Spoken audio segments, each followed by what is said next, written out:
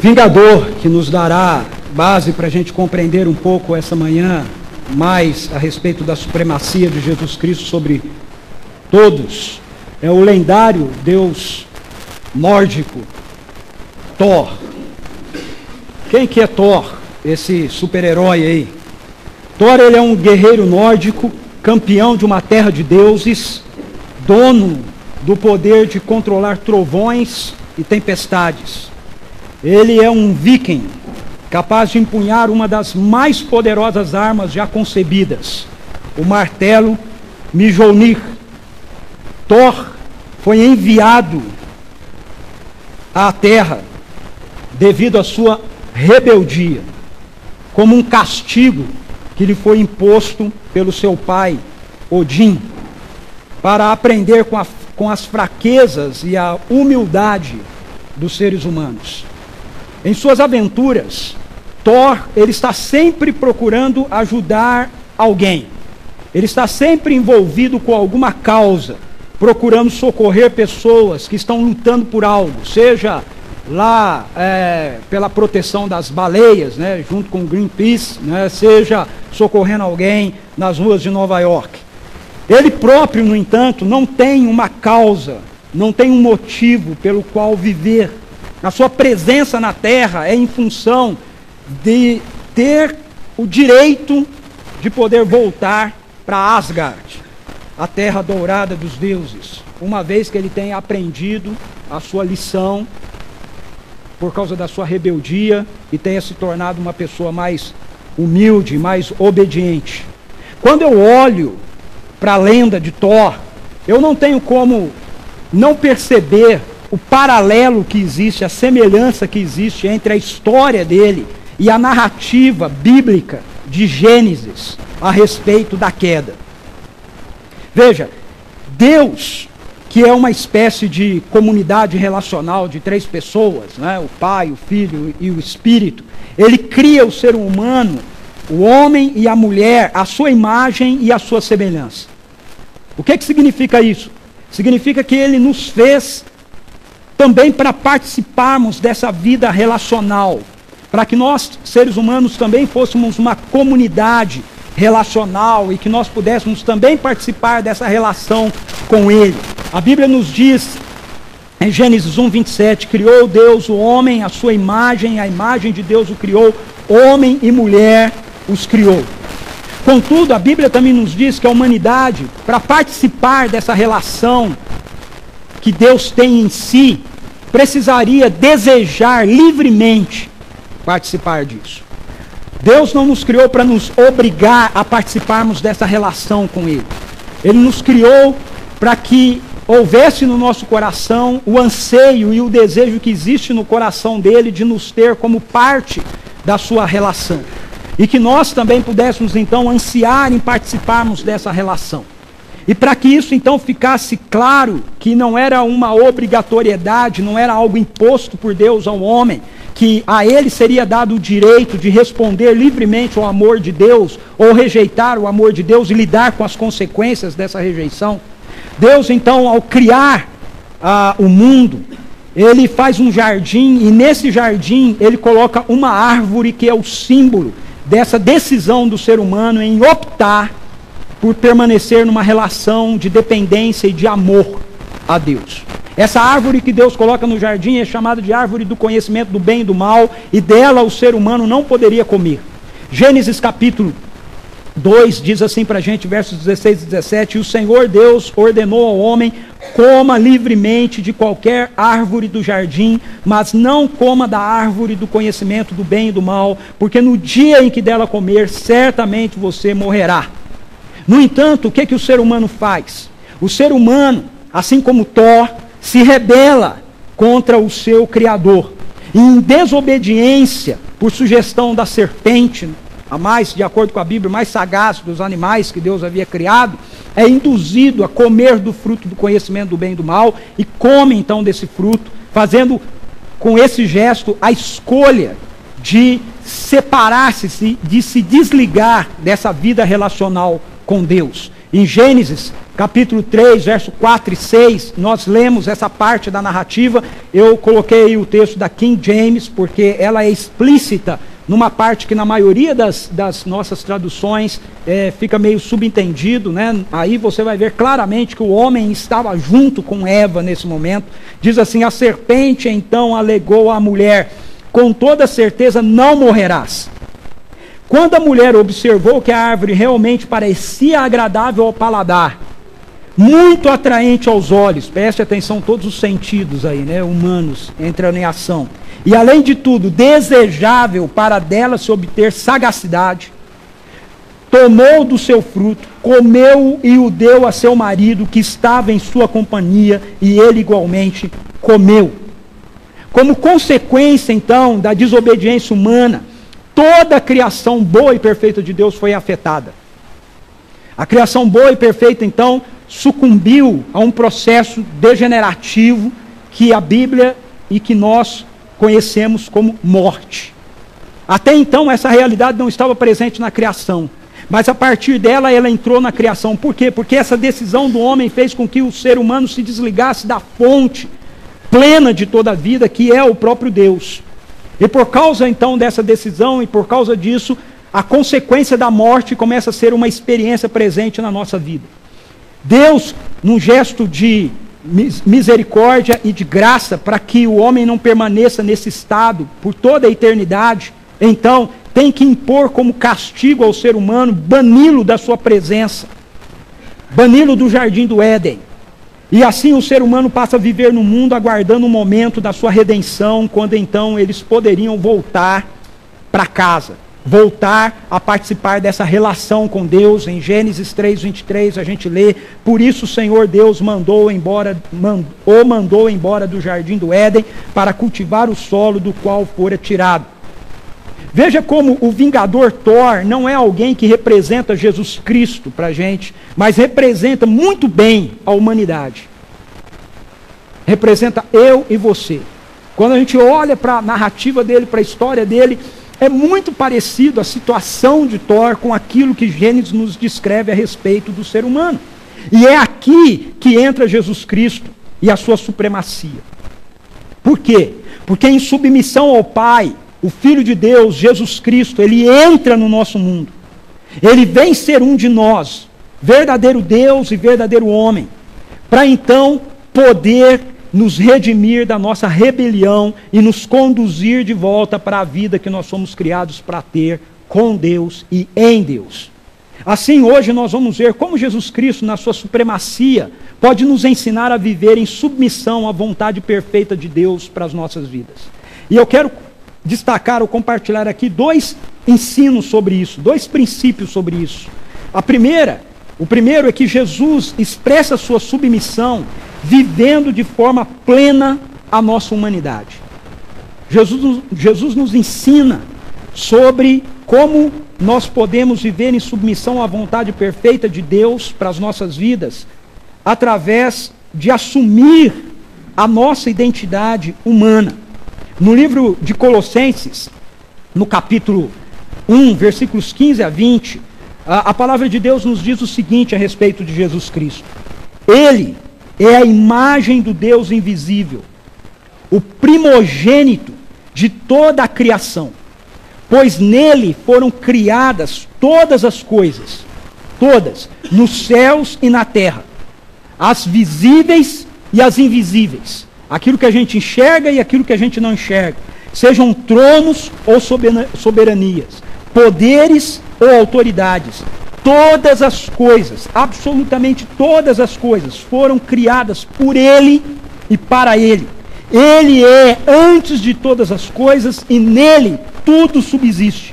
Ele é a cabeça do corpo que é a igreja, é o princípio, o primogênito dentre os mortos, para que em tudo tenha a supremacia. Então Jesus tem supremacia sobre tudo, porque tudo existe por Ele, para Ele e a partir dele.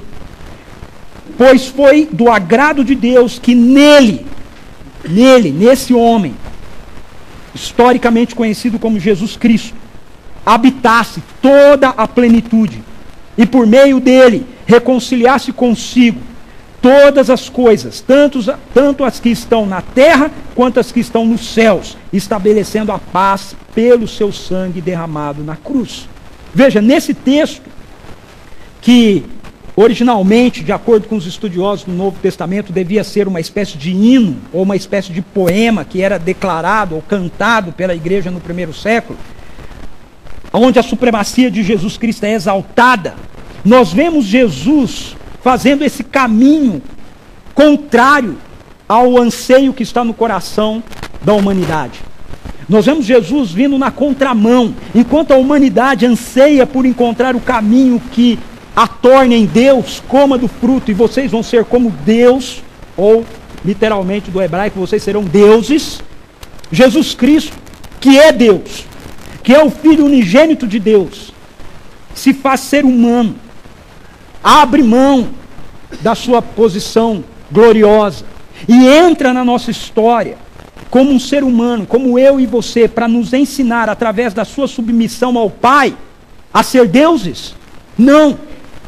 Ele vem para nos ensinar a sermos seres humanos, porque Deus nos criou para sermos seres humanos e como seres humanos participarmos da vida dele, de Deus. Mas Ele não nos criou para sermos deuses. E Jesus então entra na nossa história, sendo Deus, abrindo mão da sua posição de Deus, se fazendo homem, para nos ensinar a sermos homens, seres humanos. Então, se Thor foi lançado ao status de mortal, devido à sua rebelião, o que ocorreu também conosco, como seres humanos, nós ganhamos o status de mortais, por causa da nossa rebelião, do nosso anseio de independência de Deus, de encontrarmos vida fora de Deus, longe de Deus. Jesus Cristo, Ele se faz ser humano, e como tal, Ele vive com total plenitude de Deus em si. Como um ser humano, Ele vive essa experiência da plena presença de Deus nele, nos mostrando que por conta da sua obediência, como homem, ele poderia usufruir de toda a vida e de toda a dependência do Pai. Então nós vemos na narrativa bíblica essa cena de decisão de Jesus se colocar à mercê do Pai e ser pleno de toda a sua plenitude já no seu batismo. Em Lucas capítulo 3, versículos 21 e 22, nós lemos que quando todo o povo estava sendo batizado, também Jesus o foi. E quando ele estava orando, o céu se abriu e o Espírito Santo desceu sobre ele em forma corpórea, como pomba. Então veio do céu uma voz: Tu és o meu filho amado, em ti me agrado. O mesmo Espírito que, com o poder sobrenatural de Deus, gerou, deu forma no ventre de Maria ao homem Jesus, procedeu à encarnação do Verbo, do Filho, agora vem sobre este homem, que já está agora com 30 anos de idade, vem sobre ele e o enche com a presença de Deus, e a voz de Deus é ouvida do céu dizendo: Este é o meu Filho amado, em quem eu tenho todo o meu prazer, em quem eu me agrado. Então Jesus Cristo nos ensina, com sua suprema submissão, a como sermos seres humanos, conforme o propósito de Deus. Nós criamos muitas vezes vingadores como Thor, porque ele expressa um anseio oculto do nosso coração. Para alguns não é oculto, para alguns está claro, né? Mas para outros é um anseio oculto, que é esse desejo lá no fundo que a gente tem de independência, de querer conduzir a nossa vida por conta própria, de sermos fortes por conta própria e de resolvermos os nossos problemas por conta própria, porque essa é a realidade de Thor. Ele tem um problema, ele é lançado à terra, ele é separado do seu direito de estar em Asgard, de usufruir da sua natureza primária, e ele é mandado então para a terra, e aqui ele vem, e aqui ele tem que resolver seu problema. Ele é independente, é na sua força, é com a sua energia, com a sua capacidade. E esse sentimento, mesmo que muitas vezes a gente hesite em admitir, está presente, ora mais, ora menos, no nosso coração, no coração da humanidade. Essa falsa ideia de que nós, com o nosso esforço, com a nossa capacidade, vamos conseguir resolver a nossa vida. Vamos conseguir nos acertar, vamos conseguir nos dar bem, vamos conseguir apresentar algo que é bom e que por isso mesmo pode ser aprovado e aceito por Deus. Nós podemos dar várias razões e várias justificativas diferentes para a rebeldia que existe ao nosso redor e que existe no nosso coração, para a realidade do nosso contexto, a realidade de violência, de descaso, de maldade, de hipocrisia, lascívia, apatia. Mas a gente pode explicar isso querendo falar a respeito da influência da sociedade, falar a respeito de criação, de contexto, de coisas que as pessoas não tiveram acesso ou que tiveram acesso demais. Mas a Bíblia nos dá uma única explicação para tudo isso. É essa aqui. Pecado. A Bíblia, a palavra de Deus afirma para mim e para você que a rebelião do nosso coração, que busca fora de Deus a razão para o nosso viver, é consequência dessa realidade que hoje é tão pouco mencionada, que virou uma espécie assim de palavrão para as pessoas. Pecado. Fomos criados para que Deus fosse a fonte da nossa vida. Fomos criados para que Deus fosse o bem mais precioso do nosso viver, de onde procede tudo mais que então iria nos complementar. Mas quando nós nos rebelamos contra isso, e quando nós desejamos ser deuses da nossa própria vida, nós nos tornamos escravos do pecado, da rebelião. E é essa realidade que faz com que toda a nossa existência esteja fadada ao caos. Jesus Cristo se faz ser humano, então, e ele vive em submissão à vontade boa e perfeita do Pai. E com isso, ele nos mostra como ser humano, como é que nós devemos ser, como deve ser a nossa vida, quando nós nos rendemos ao governo amoroso do Pai. O que é que nós vamos experimentar? Eu gostaria de, rapidamente, dar uma olhada em alguns aspectos da vida de Jesus, para a gente ver como ele nos demonstra isso com a sua humanidade, com a sua submissão ao Pai. Jesus Cristo, ele nos mostra isso quando, como criança, ele vive em obediência a seus pais terrenos.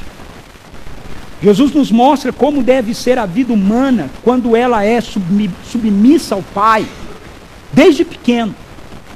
Na sua infância a gente vê isso, quando Lucas 2, 51 e 52 diz assim: então foi com eles para Nazaré e era-lhes obediente. Veja, está falando a respeito de Jesus ir para Nazaré com José e Maria. E ele era obediente a seus pais terrenos.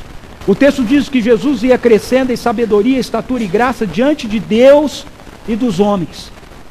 O que Jesus fez? Nós temos a narrativa dos evangelhos a respeito do que nós chamamos de ministério de Jesus, que é o trabalho de Jesus dos 30 anos de idade aos 33 anos e meio, quando ele vai morrer numa cruz. A pergunta que fica na mente de muitas pessoas é: o que Jesus fez antes disso?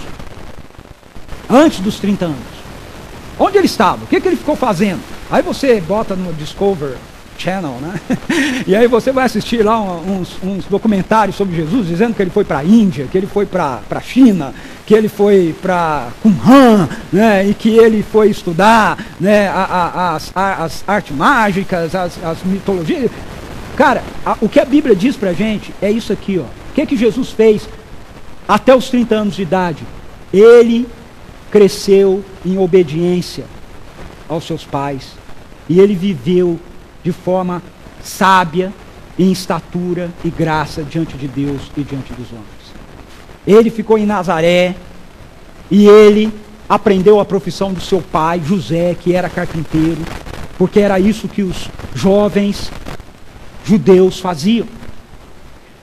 E, como uma espécie de arrimo de família, ele liderou a sua casa depois que José morreu.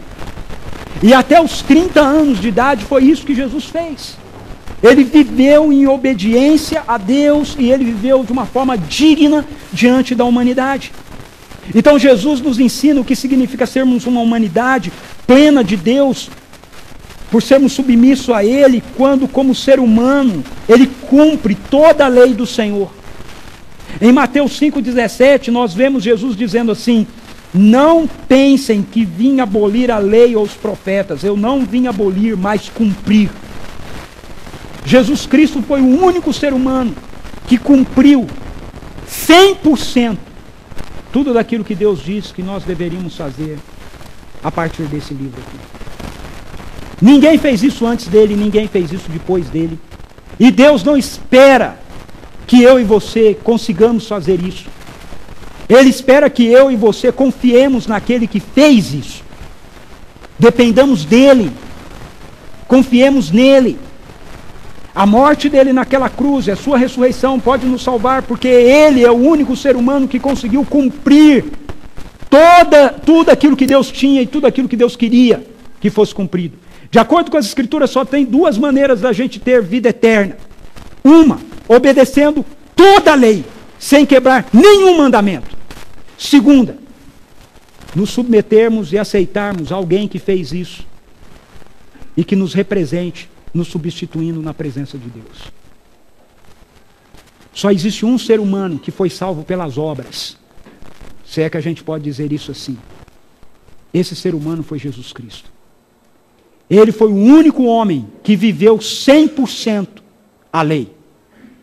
E aí ele pegou a sua vida perfeita, plena, que Deus Pai olhou e falou: eu aceito você, você não tem nada de errado para mim. E ele disse: pois bem, mas eu quero morrer no lugar daqueles que têm tudo de errado para o Senhor. E aí então, através desse ato dele, quando eu me submeto a isso, aquele que cumpriu toda a lei, a justiça dele, é transferida para mim. É transferida para você. E Deus passa a nos aceitar diante dele. Não porque a gente consegue cumprir toda a lei, mas porque Jesus cumpriu toda a lei. E nós confiamos nele. Mas Jesus nos mostra como é uma vida de submissão ao Pai como ser humano, quando, como ser humano perfeito, sem pecado, ele identifica-se com nossos pecados, indo a João Batista para ser batizado. João batizava as pessoas porque elas reconheciam que tinham pecado, e Jesus foi até lá. Então, o texto diz assim: Jesus veio da Galiléia ao Jordão para ser batizado por João. João, porém, tentou impedi-lo, dizendo: eu preciso ser batizado por ti, e tu vens a mim? Ou seja, João reconhecia que Jesus não tinha nenhum pecado e que ele não precisava ser batizado pelo batismo que João fazia. Então, Jesus veio da Galiléia ao Jordão. Respondeu Jesus: deixa assim por enquanto. Convém que assim façamos para cumprir toda a justiça. E João concordou. Para que a justiça, toda a justiça de Deus pudesse ser cumprida, Jesus, como um ser humano perfeito, precisava se identificar com seres humanos imperfeitos como eu e você. E é isso que ele faz ali no seu batismo. Mas ele mostra para a gente o que significa essa vida de submissão ao Pai enquanto ser humano, quando, como ser humano, não escondeu a sua angústia diante da morte que lhe aguardava. O texto de Mateus 26, 37 a 38, quando Jesus vai orar no jardim do Getsêmani, diz que, antes da sua crucificação, diz o texto assim: levando consigo Pedro e os 2 filhos de Zebedeu, começou a angustiar-se. Disse-lhes então: a minha alma está profundamente triste, numa tristeza mortal, fiquem aqui e vigiem comigo. Veja, Jesus está nos ensinando aqui que sermos seres humanos em submissão ao Pai não significa nós sermos pessoas que não vamos lidar com a dor, não vamos lidar com medo, não vamos lidar com angústia, não vamos lidar com desespero. Ele está lidando com tudo isso, Ele é perfeito. Mas Ele está no momento em que Ele vai enfrentar a morte, e não qualquer morte, uma morte violenta, tanto fisicamente quanto emocionalmente. E Ele diz assim: eu estou aflito, a minha alma está angustiada, e a minha angústia beira a morte. Se fosse hoje, os psicólogos, psicoterapeutas, psiquiatras iriam dizer: ele está com uma depressão profunda. Esse sujeito precisa ser cuidado. Jesus não esconde isso. Então Ele nos ensina que sermos seres humanos submissos ao Pai não exclui o fato de nós lidarmos com a nossa dor. Mas eu gostaria de dar mais um exemplo ainda. Ele nos ensina sobre essa questão de sermos seres humanos submissos ao Pai, quando, como um ser humano perfeito e santo, Ele enfrentou a morte de cruz, para levar sobre Ele o poder da morte e nos dar libertação. O texto de Hebreus 2, 14 e 15 diz assim: portanto, visto que os filhos são pessoas de carne e sangue, Ele também participou dessa condição humana, para que por sua morte derrotasse aquele que tem o poder da morte, isto é, o diabo, e libertasse aqueles que durante toda a vida estiveram escravizados pelo medo da morte. Assim, enquanto ao ser humano foi dado a tentação de se fazer um Deus, o Deus unigênito, Jesus Cristo, se fez ser humano, para que em submissão à Trindade, Ele nos mostrasse e ensinasse como é um ser humano na plenitude de Deus. Portanto, quando a gente chega em Efésios, capítulo 3, versos 14 a 19, a gente encontra o apóstolo Paulo orando pela igreja, dizendo assim: por essa causa eu me coloco de joelho diante do Pai, que toma como nome toda a família nos céus e na terra, e eu oro para que vocês possam ser cheios do Espírito, por meio do Espírito, do poder de Deus, para que Cristo habite no coração de vocês mediante a fé. E eu oro para que vocês estejam arraigados e alicerçados neste amor, e assim vocês possam, juntos com todos os santos, compreender a largura, o comprimento, a altura e a profundidade deste amor, e conhecer o amor de Cristo que excede todo o entendimento. E eu oro por essas coisas, para que vocês sejam cheios de toda a plenitude de Deus. O que o apóstolo está pedindo aqui ao Pai, por mim e por você, é para que nós sejamos seres humanos como Jesus é. Porque Ele é esse ser humano que foi cheio da plenitude de Deus. Então, quando nós lemos isso, para que vocês sejam cheios de toda a plenitude de Deus, Paulo tem um modelo na mente dele. Ele tem uma imagem na mente dele. Ele tem uma ideia do que é esse negócio de ser um ser humano cheio de toda a plenitude de Deus. E a ideia que ele tem, a imagem que ele tem, o modelo que ele tem, é desse homem, Jesus Cristo. O Filho eterno de Deus que se fez homem. Por mim e por você. Paulo está pedindo para que nós sejamos seres humanos como Jesus Cristo. Porque Ele é aquele que viveu a plena, como ser humano, a plena presença do Pai, a plena presença de Deus em sua vida. Mas o segundo ensino que eu gostaria de compartilhar com a gente aqui essa manhã é que Jesus expressa a sua submissão, não apenas por assumir a nossa identidade humana, mas por obedecer de forma plena à vontade do Pai, enquanto ser humano. Ou seja, Jesus, Ele não apenas vive de maneira plena em submissão à vontade do Pai e à nossa humanidade, mas Ele também se submete com completa obediência à vontade do Pai para a sua vida aqui. É importante a gente entender isso, porque a encarnação de Jesus não fez com que Jesus deixasse de ser Deus. A sua natureza divina continua sendo uma realidade no seu DNA. E por causa disso, Jesus, enquanto ser humano, ele poderia fazer o que ele bem entendesse. Ele tinha poder e autoridade para isso. Ele podia fazer o que ele quisesse. Se ele não quisesse que as pessoas o prendessem, o levassem para a cruz, ele poderia ter impedido isso. Se ele quisesse realizar qualquer perspectiva em seu favor, ele poderia ter feito isso. Quando na tentação Satanás diz para ele, transforme essas pedras em pão, se ele quisesse, ele podia ter feito isso. Mas quando nós lemos os evangelhos, nós vemos que Jesus podia ter feito, mas ele não fez. Ou seja, ele viveu plenamente como ser humano, e como ser humano ele se submeteu em obediência plena ao Pai. Ele viveu na liderança, na direção e no poder do Espírito Santo de Deus. Então, diferentemente do Vingador Thor, que agia e fazia as coisas porque se ele não agisse, ele não fizesse, ele não teria o direito de voltar ao seu status de Deus do trovão, Jesus Cristo agiu em consonância com o Pai, porque este era o seu desejo, ele queria ser obediente ao Pai, porque ele nunca perdeu o seu status de Deus. Ele não estava fazendo algo para poder voltar a ter a divindade que ele tinha com o Pai antes da sua encarnação. Não, ele não perdeu essa divindade. Ele continuou tendo-a, enquanto encarnado aqui.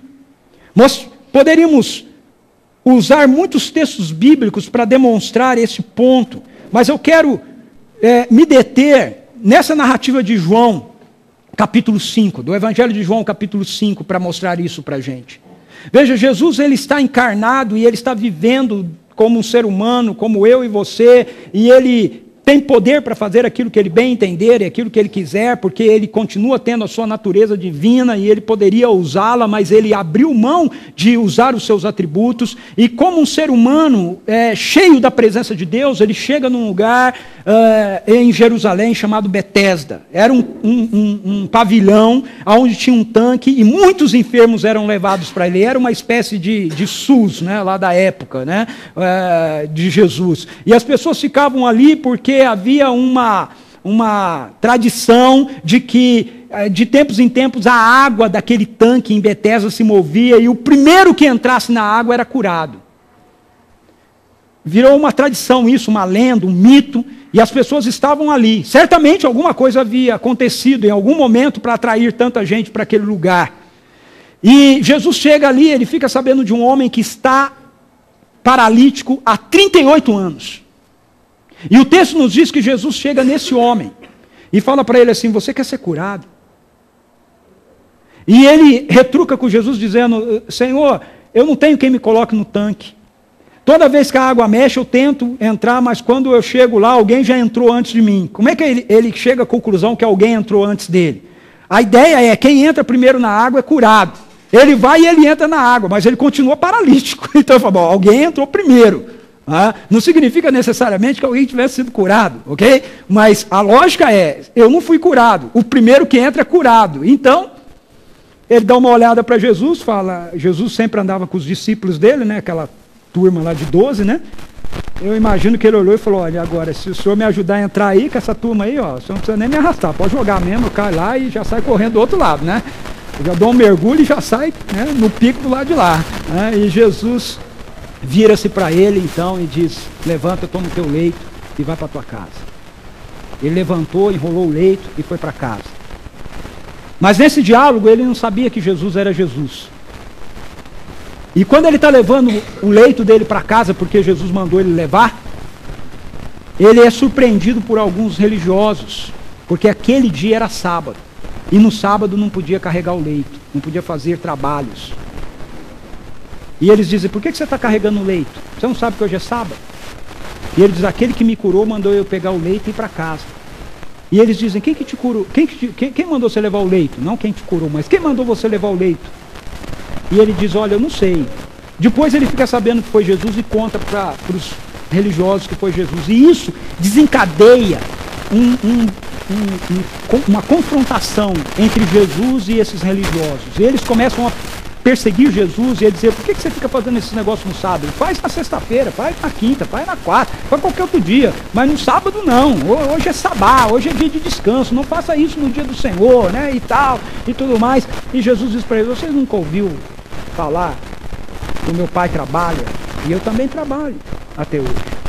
O argumento que Jesus vai usando com esses religiosos para mostrar por que ele curou aquele homem e por que ele mandou o homem levar o leito, mesmo sabendo que era sabá, que era o dia de descanso para os judeus, é aquilo que é destacado no verso 19 para a gente. Olha a resposta de Jesus. Jesus lhes deu esta resposta. Eu lhes digo verdadeiramente que o filho não pode fazer nada de si mesmo. Só pode fazer o que vê o pai fazer, porque o que o pai faz, o filho também faz.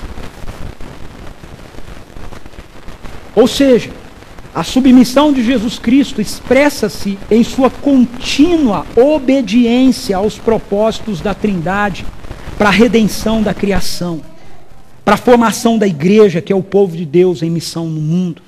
Jesus quando ele diz assim, o filho não pode fazer nada, não é que ele não pode porque ele não tem poder, é que ele não pode porque não é esse o propósito dele. O propósito dele é fazer aquilo que o pai está fazendo. O propósito dele é realizar as obras do pai. O propósito dele é estar em consonância com aquilo que o pai deseja realizar, com aquilo que o pai deseja fazer, porque o desejo dele é trazer honra e glória ao pai. Então Jesus tem autoridade e poder para fazer aquilo que ele bem entende, mas a sua decisão é se submeter àquilo que o pai quer que ele faça, em obediência. Nós vemos isso presente também num outro texto, lá do Getsêmani, que nós citamos aqui há pouco, quando Jesus chama os seus discípulos para estarem com ele, porque ele está angustiado, porque ele vai enfrentar a cruz, ele vai enfrentar a morte. Ele tem consciência que a morte que ele vai experimentar não é apenas uma morte física.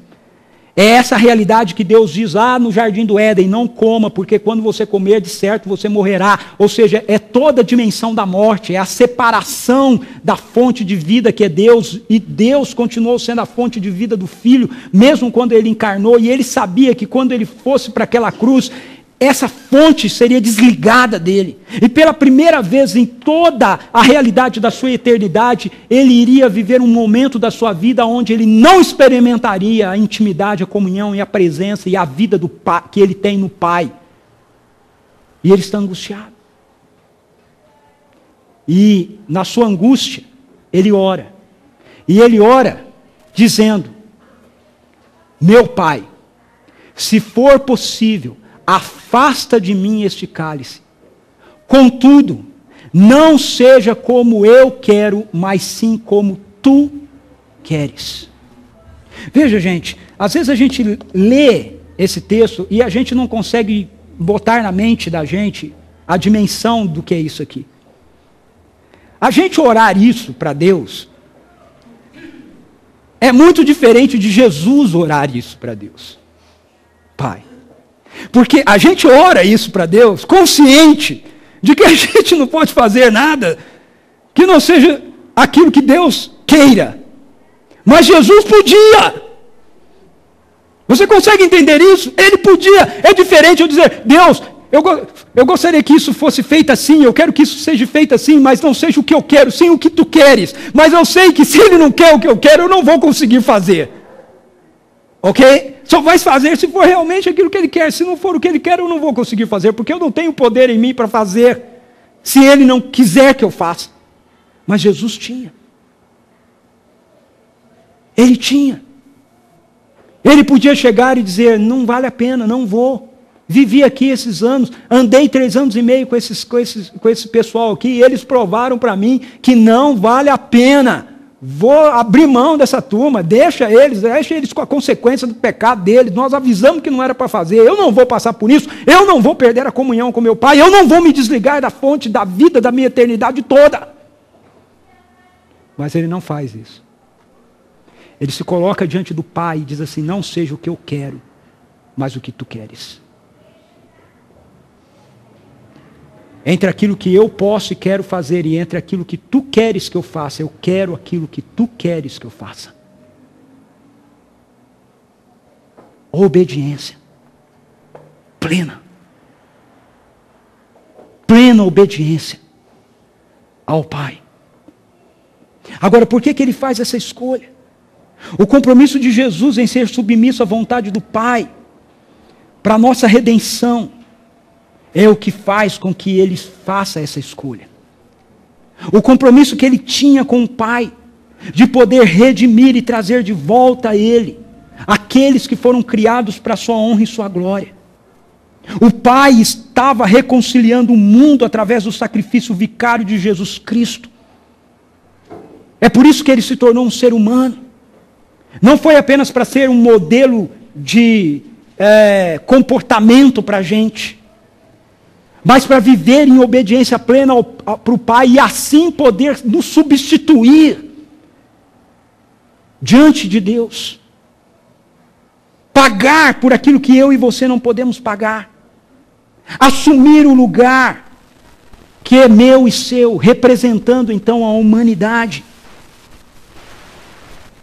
Paulo, em 2 Coríntios, capítulo 5, verso 18 e 19, nos lembra disso, dizendo assim: tudo isso provém de Deus, que nos reconciliou consigo mesmo, por meio de Cristo, e nos deu o ministério da reconciliação.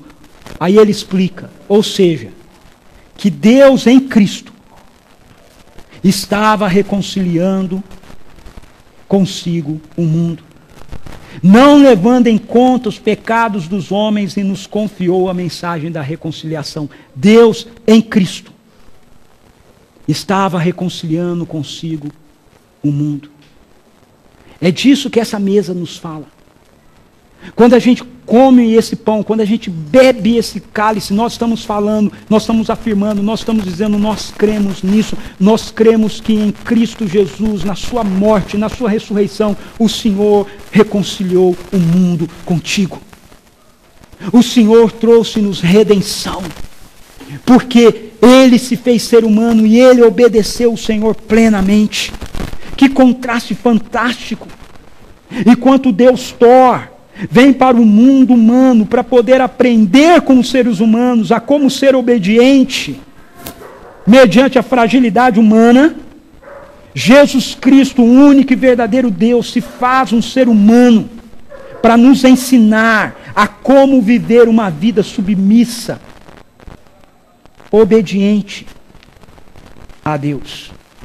É por isso que o escritor de Hebreus, depois de escrever o capítulo 11, se você não conhece bem a Bíblia ainda, o capítulo 11, ele vai descrevendo, nós chamamos de a galeria dos heróis da fé, ele vai descrevendo um monte de personagens do Antigo Testamento que, pela fé, se submeteram a Deus, e apesar das suas fraquezas, tal, foram homens e mulheres que fizeram a vontade de Deus, e ele fecha isso em Hebreus 12, 1 e 2, dizendo assim: portanto, também nós, uma vez que estamos rodeados por tão grande nuvem de testemunhas, livremo-nos de tudo o que nos atrapalha e do pecado que nos envolve, e corramos com perseverança a corrida que nos é proposta, tendo os olhos fitos em Jesus, autor e consumador da nossa fé. Ele, pela alegria que lhe fora proposta, suportou a cruz, desprezando a vergonha, e assentou-se à direita de Deus.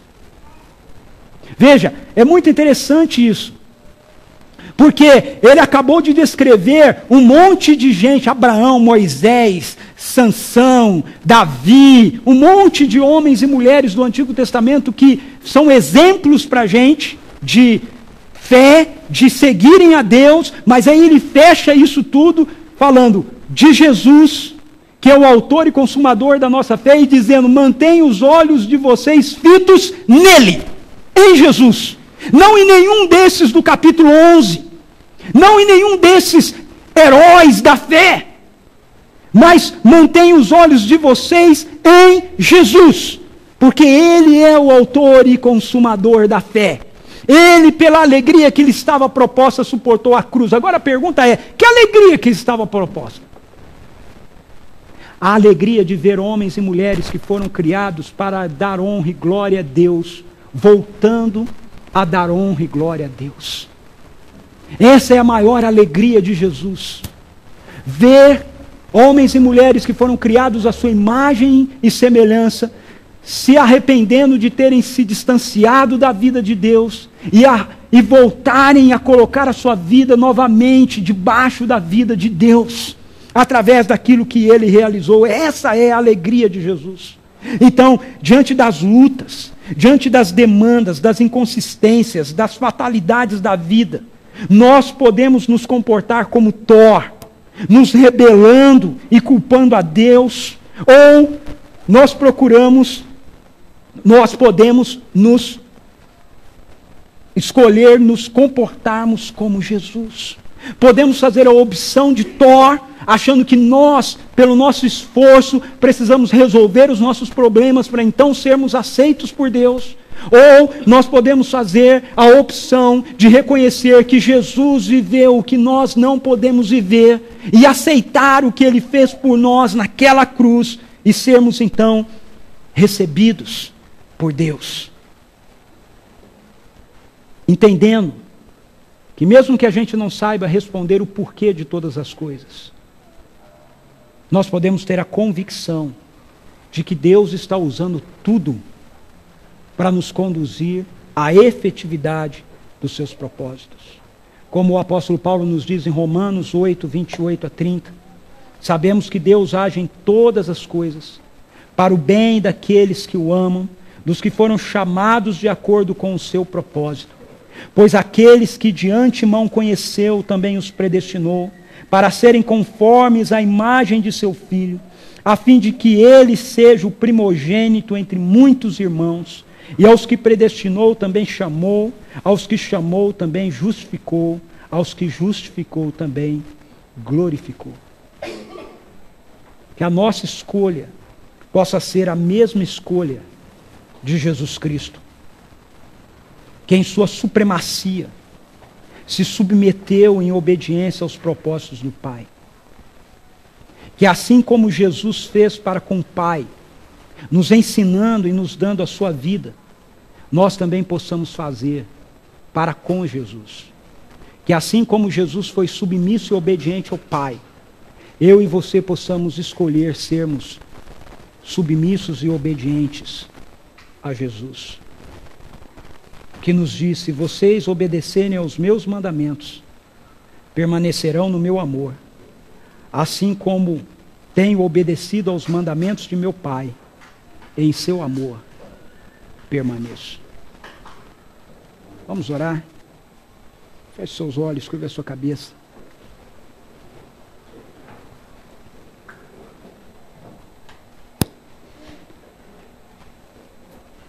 Thor é um vingador forte, mas rebelde.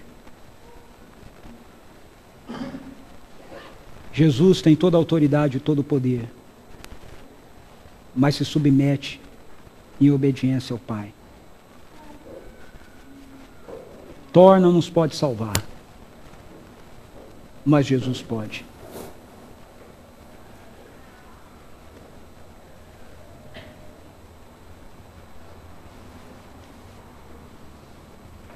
Porque o Senhor pode. Nós confiamos a nossa vida a Ti, Senhor.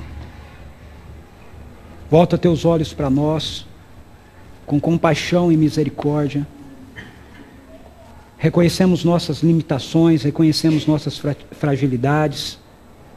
Reconhecemos, ó Deus, que muitas vezes nós afirmamos que Te amamos, que cremos no Senhor, cremos na Tua palavra, mas falhamos, fraquejamos, erramos, desviamos dos Teus propósitos. Mas hoje, Pai, ao comermos desse pão e ao bebermos desse cálice, uma vez mais nós queremos reconhecer que o Senhor nos recebe, não porque a gente não falha, o Senhor nos recebe porque o Teu Filho não falhou. Ele não falhou. E nós dependemos do que Ele fez por nós. E confiamos no que Ele fez por nós. E nos submetemos em obediência àquilo que Ele fez por nós. É no nome de Jesus que nós oramos. Amém.